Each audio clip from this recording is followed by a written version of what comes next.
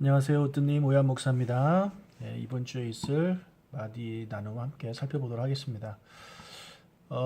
이번 주 본문은요. 마태복음 12장 9절에서 21절까지의 말씀입니다. 질문은 2번. 유대인은 안식일에 회당에서 무엇을 하였는가? 예수님께서 안식일에 이제 회당에 가는 그런 내용을 담고 있거든요. 본문에는 나오지 않지만 유대인들이 이제 회당에서 무엇을 했냐면은 예배를 드리고 그리고 이제 말씀을 공부했습니다. 자, 3번. 유대인처럼 그리스도인들도 교회에서 예배를 드리고 말씀을 공부하며 주일을 보내야 한다. 나는 주일에 이 두 가지를 하고 있는가? 이런 이제 질문을 해 보았습니다. 그래서 우리 그리스도인들도 교회에서 주일날 예배 드리는 거 당연하고요. 그 다음에 또 하나는 말씀을 공부해야 되는 거예요.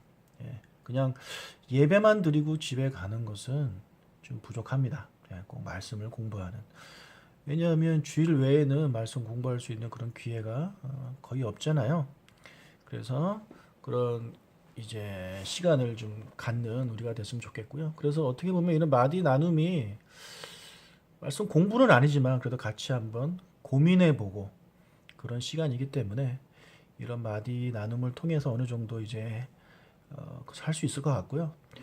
시간이 되시는 분들은 뉴송 아카데미에 등록해서 같이 공부를 하면 더 좋겠습니다. 그래서 이 두 가지 우리가 꼭 주일날 꼭 해야 되는 겁니다. 자, 3번. 예수님이 들어간 회당에 어떤 환자가 있었는가? 어떤 환자가 있었냐면 9절 10절에 보면 한쪽 손 마른 사람이 있었습니다. 예. 이를 통해 깨닫는 것은 무엇인가? 자, 환자, 아픈 사람이잖아요. 아프면 우리가 교회 가기 싫어집니다. 아프면 집에 있고 싶죠. 근데 이 사람은 아픈 몸을 이끌고 회당에 갔습니다. 거기서 예수님이 오실 것을 뭐 알고 갔다라기보다는 그냥 당연히 안식일이니까 유대인들이 이제 회당에 가는 겁니다. 우리도 그랬으면 좋겠어요. 뭔가 얻기 위해서 가는 게 아니라 교회는 당연히 가는 겁니다. 당연히. 주일이면 당연히 가는 거예요. 고민 자체를 하면 안 되는 거죠. 아이들이 아침에 일어나면 학교에 가듯이 아빠들이 일어나면 회사에 가듯이 우리는 주일에 일어나면 교회에 가는 겁니다. 당연한 겁니다. 하지만 아프면 학교도 가기 싫고 회사도 가기 싫은 것처럼 교회도 가기 싫어질 수 있죠. 하지만 이 사람은 갔다라는 거죠. 그래서 우리가 깨닫는 게 뭐냐면 우리가 아프다 할지라도 우리가 교회에 가는 것을 이 아픈 것 때문에 좀 쉽게 포기 안 했으면 좋겠어요. 물론 움직이기 정말 힘든 사람이라면 어쩔 수 없겠지만 그렇지 않다면 우리가 교회에 와서 기도하면서 예배 드리면서 하나님이 주시는 그런 회복을 좀 경험했으면 좋겠습니다. 그리고 여기에는 이제 손이 마른 환자지만 우리가 환자는요 육체의 환자도 있지만은 교회 보면 마음의 환자가 더 많은 것 같아요. 영혼의 환자들이 많고 그래서 마음이 아프거나 영혼이 아프면 교회 가기 싫잖아요. 관계 때문에라도 가기 싫고 하지만 그런 것들을 다 이기고 우리는 그래도 교회에 가는 것이 정말 당연한 그런 우리의 믿음이 될 수 있도록 좀 그렇게 이야기를 좀 나눠주시기를 바랍니다. 4번. 예수님은 한쪽 손 마른 사람을 고쳐주시면서 안식일에 무엇을 행하는 것이 옳다고 말씀하셨는가? 12절에 보면 예수님이 이렇게 말씀하셨어요. 사람이 양보다 얼마나 더 귀하냐. 그러므로 안식일에 선을 행하는 것이 옳으니라. 안식일에 선을 행하는 것이 옳다라고 예수님이 말씀하셨습니다. 이것이 오늘의 말씀의 이제 주제인데요. 자, 5번. 나는 주일을 나를 위해서 쓰는가 아니면 남을 위해 쓰고 있는가? 그리고 내가 주일에 행할 수 있는 선은 무엇인지 한번 나누어 보자. 이런 이제 질문이 있습니다.